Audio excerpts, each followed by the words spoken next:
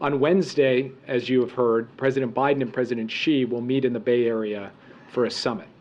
We anticipate that the leaders will discuss some of the most fundamental elements of the U.S.-PRC bilateral relationship, including the continued importance of strengthening open lines of communication and managing competition responsibly so that it does not veer into conflict.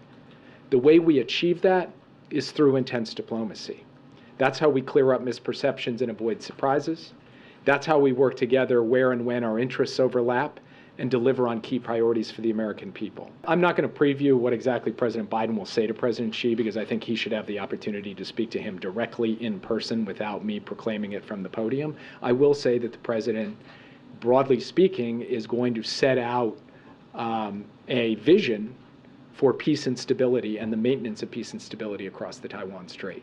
And he will do that in his meeting with President Xi. But in terms of the specifics of that conversation, I will leave that to the president to do person-to-person, face-to-face. Well, from our perspective, the PRC should share the interest of every responsible country that de-escalation rather than escalation in the broader Middle East should be the order of the day. So President Biden will make the point to President Xi that Iran acting in an escalatory, destabilizing way that undermines stability across the broader Middle East is not in the interests of the PRC or of any other responsible country.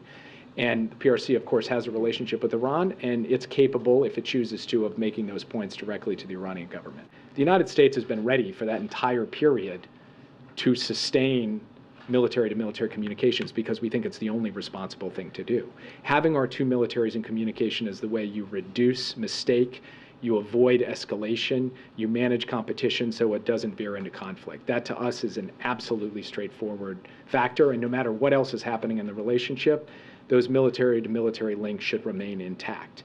That's our position going into San Francisco. We believe that the PRC has been constructive in the dialogue we've been having with them on this issue. We will see what happens in San Francisco, and the president will be able to report after the meeting whether, in fact, we've made progress on restoring military-to-military links.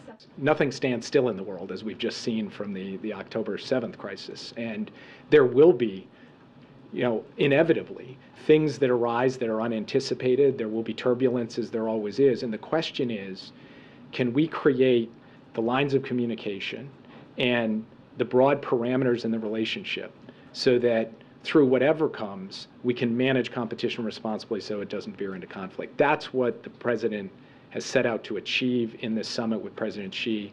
And so he sees this not just as a one-off meeting, but as an important moment to be able to establish the kind of basis upon which we can proceed out into the future. The most important thing is that this is a complex relationship, a competitive relationship that could easily veer into conflict or confrontation if it's not well managed.